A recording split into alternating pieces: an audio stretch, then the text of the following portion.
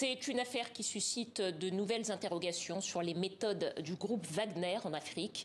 Selon une enquête journalistique, ces paramilitaires russes auraient monté un système pour faire main basse sur le secteur du diamant en Centrafrique. Il s'agit d'une enquête d'un consortium de journalistes publiée notamment dans le journal Mediapart, journal français. Nous sommes au téléphone avec une des bénévoles qui a participé à cette enquête. Bonsoir madame, vous êtes une des bénévoles du consortium All Eyes on Wagner. C'est un collectif qui réunit des bénévoles et des journalistes qui enquêtent donc sur les activités du groupe Wagner. Alors, avant de commencer, je précise que vous ne souhaitez pas que votre identité soit révélée. Je vais vous demander pour quelles raisons. Oui, bonsoir.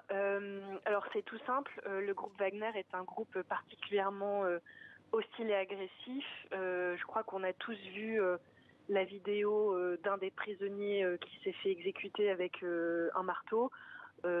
Voilà, de manière à protéger et à pas m'exposer inutilement, comme je suis bénévole, je fais le choix d'être discrète sur mon identité. Alors, dans laquelle à laquelle vous avez participé, vous parlez d'un système de prédation de Wagner en Centrafrique. Est-ce que vous pouvez nous expliquer de quoi est-ce qu'il s'agit exactement? Oui, bien sûr.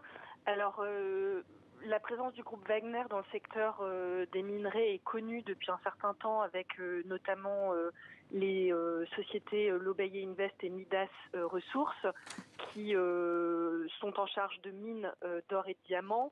Nous, notre enquête, elle s'est focalisée sur une autre partie de la chaîne du diamant, que sont les bureaux en fait d'exportation des diamants. Et donc cette enquête montre que le groupe Wagner est présent sur toute la chaîne de la production, enfin de l'exploration à l'extraction des diamants, jusqu'à la vente des diamants sur les marchés internationaux. Alors, quand on regarde votre enquête avec attention, on se rend compte que ce que vous reprochez au groupe Wagner, c'est de contourner en fait l'interdiction d'exporter les pierres précieuses selon ce qu'il est commandé par le processus de Kimberley. Est-ce que vous pouvez nous expliquer très concrètement comment est-ce que c'est organisé ce contournement de l'interdiction d'exportation ?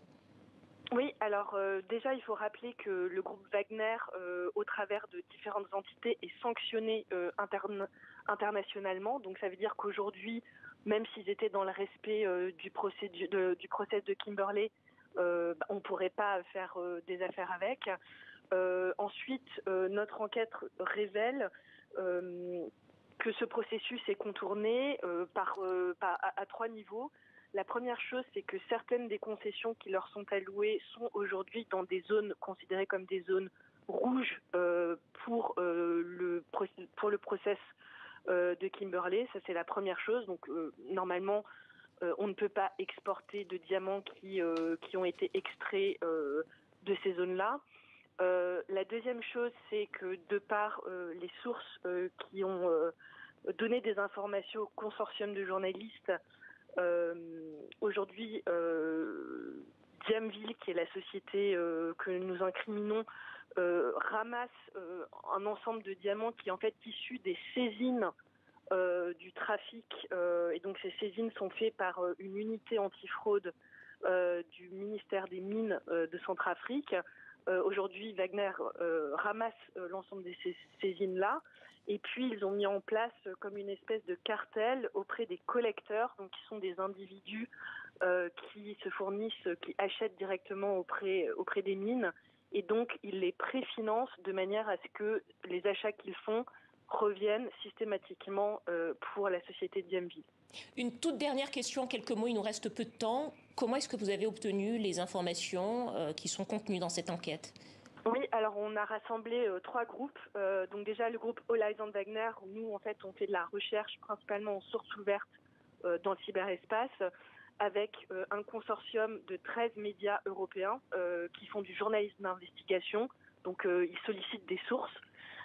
Et le Dossier Center, qui est un projet d'investigation qui est se concentre principalement sur la Russie et les oligarques, et donc a pu nous aider sur toute la partie russe de cette enquête.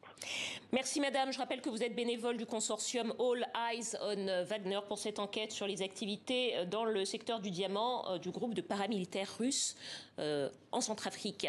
Merci à vous. Merci.